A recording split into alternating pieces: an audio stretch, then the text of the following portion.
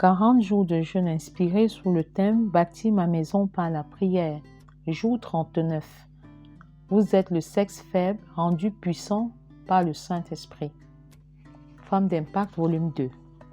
Votre faiblesse est un atout pour devenir un instrument efficace dans les mains de Dieu.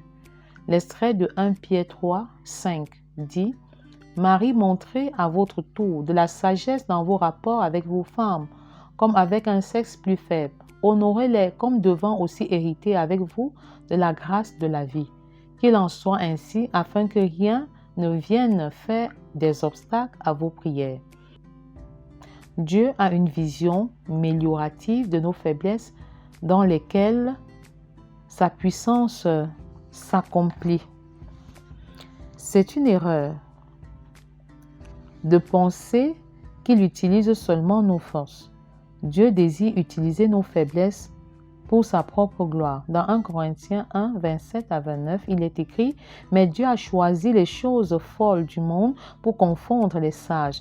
Dieu a choisi les choses faibles du monde pour confondre les fortes, afin que nulle chair ne se glorifie devant Dieu. » Il est donc fortement conseillé de reconnaître ses faiblesses et de laisser Dieu se glorifier au travers d'elles.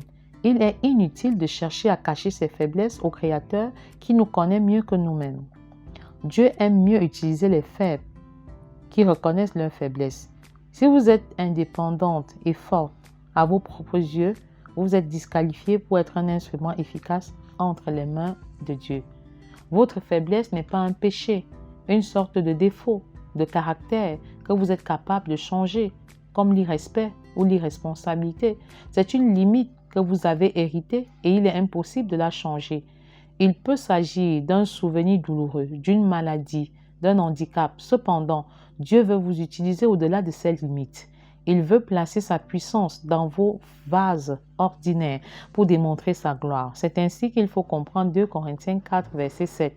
Ce trésor, nous le portons dans les vases faits d'argile que nous sommes, pour que ce soit la puissance extraordinaire de Dieu qui se manifeste et non notre propre capacité. Dieu utilise les faibles pour confondre ceux qui prétendent être forts.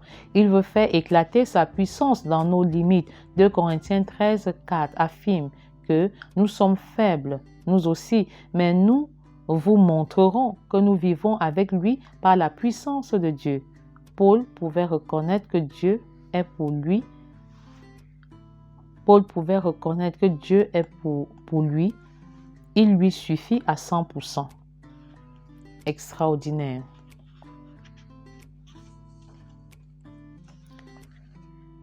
À partir de l'exemple de l'apôtre Paul, nous comprenons que nous devons nous réjouir de nos faiblesses naturelles pour plusieurs raisons. Elles nous permettent de voir nos limites. Elles nous permettent de compter totalement sur Dieu. Elles nous rendent humbles et tuent l'orgueil en nous. Paul disait « Afin que je ne sois pas enflé d'orgueil, une dure souffrance m'a été infligée dans mon corps. » Elles nous empêchent d'aller plus vite que Dieu ou de surpasser le plan divin dans nos vies. Dieu a démontré sa puissance dans la bataille contre les Madianites en demandant à Gédéon de réduire le nombre de soldats.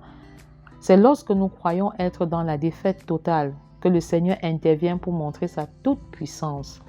Elles nous permettent de nous entraider et de bâtir une meilleure communion fraternelle. Nos blessures les plus profondes sont celles qui bâtissent un nombre important de personnes dans le ministère.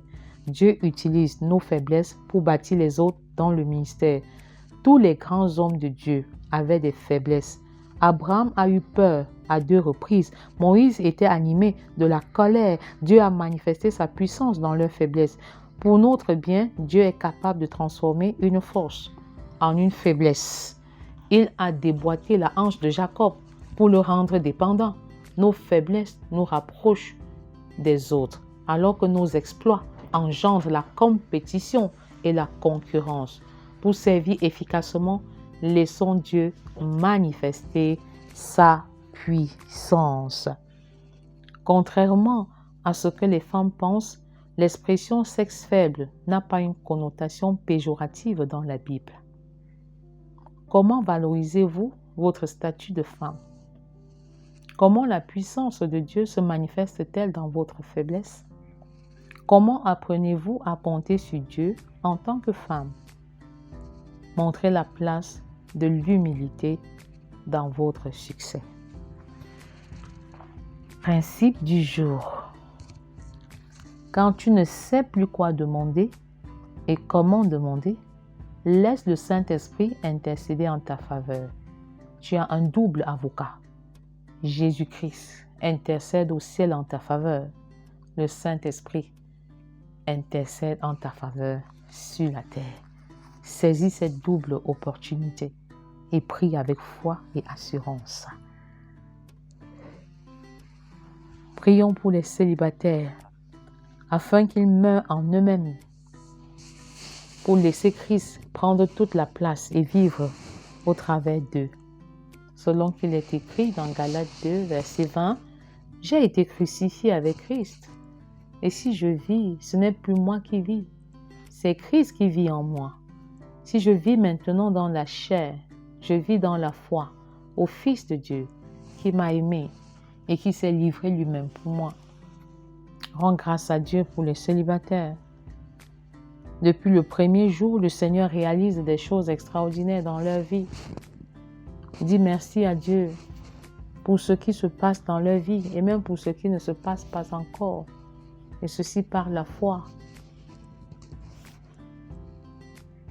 Merci Père, parce que nous continuons de soupirer, de voir des célibataires mourir en eux-mêmes, mourir dans leur chair, pour marcher dans l'esprit, pour vivre par l'esprit, pour te laisser vivre au travers d'eux.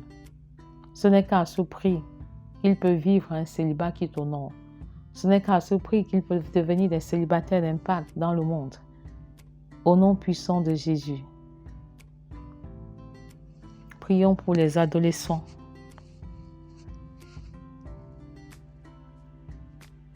Afin qu'ils soient conscients de l'autorité de Christ qui est en eux, qu'ils soient conscients de leur identité spirituelle et qu'ils affirment même cette autorité-là.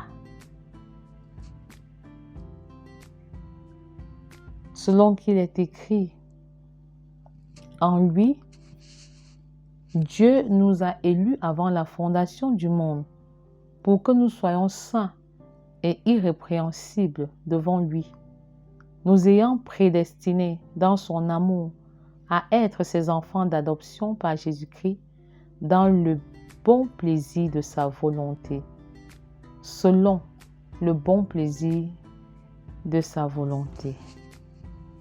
Colossiens 2, verset 10. Merci Père pour des enfants que tu suscites, des adolescents différents,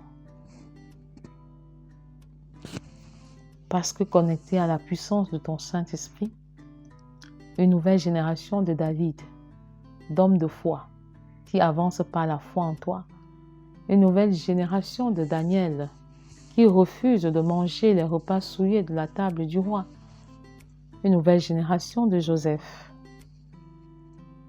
qui fuit en cas de difficulté, en cas d'avance sexuelle. Père, nous voulons voir des adolescents qui renoncent au plaisir de la chair pour se consacrer totalement à toi, en dépendant uniquement de la puissance du Saint-Esprit. Merci Seigneur, parce que tu nous rassures que tout ce que nous demandons en ton nom en priant, en croyant, nous verrons ces choses-là s'accomplir. Nous croyons et nous verrons par la suite. Nous marchons par la foi et non par la vue de ce que tu nous exauces et de ce que tu nous exauces toujours, quand nous demandons dans ta volonté, au nom de Jésus. Père, nous prions pour les couples d'impact, afin qu'ils réalisent la vision de Dieu pour leur foyer. Ce que Dieu a prévu pour le foyer se réalise. Oh Père, nous voulons voir des couples qui s'accordent avant d'avancer, qui vivent dans une harmonie parfaite et qui saisissent le plan et les missions de Dieu pour leur foyer et qui vivent effectivement avec un fil conducteur qui est centré sur la mission, qui est centré sur le salut des âmes, qui est centré sur aller, faites de toutes les nations des disciples.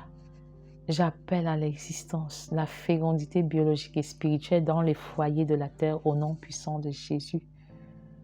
Je marche sur le lesbianisme, je marche sur l'homosexualité ou toute autre forme qui ne glorifie pas Dieu. Selon qu'il écrit dans Genèse 1,28, Dieu les bénit et Dieu leur dit, soyez féconds, multipliez, remplissez la terre et l'assujettissez et dominez sur les poissons de la mer, sur les oiseaux du ciel et sur tout animal qui se meut sur la terre. Père, que ceux qui se sont mariés sans avoir une vision s'arrêtent, te consultent et repartent sur de nouvelles bases qui t'honorent. Parce qu'un peuple sans vision est un peuple sans frein. Un couple sans vision est un couple sans direction, sans boussole.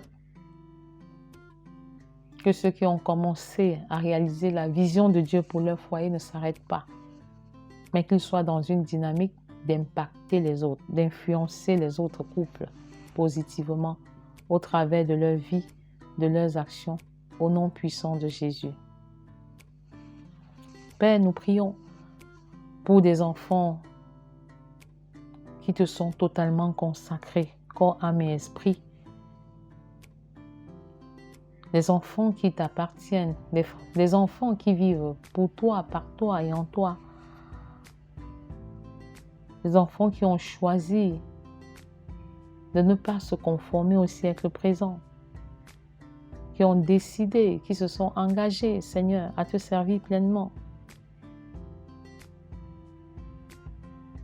Les enfants qui ont choisi de te rendre heureux par leur vie, par leur être, par leur faire, par le choix de leurs amitiés, de leurs camarades. Selon qu'il est écrit dans Romains 12, verset 1, « Je vous exhorte donc, frères, par les compassions de Dieu, à offrir vos corps comme un sacrifice vivant, saint, agréable à Dieu, ce qui sera de votre part un culte raisonnable. » Ô Père, nous voulons voir des enfants qui marchent dans ta volonté parfaite, dans ta volonté générale, mais aussi dans la volonté spécifique. Au nom puissant de Jésus. Nous prions pour que toutes les familles de la terre soient centrées sur Christ. Que toutes les familles de la terre soient christocentrées. Que Christ soit la base, que Christ soit le fondement, que Christ soit le centre de toutes les familles de la terre, au nom puissant de Jésus.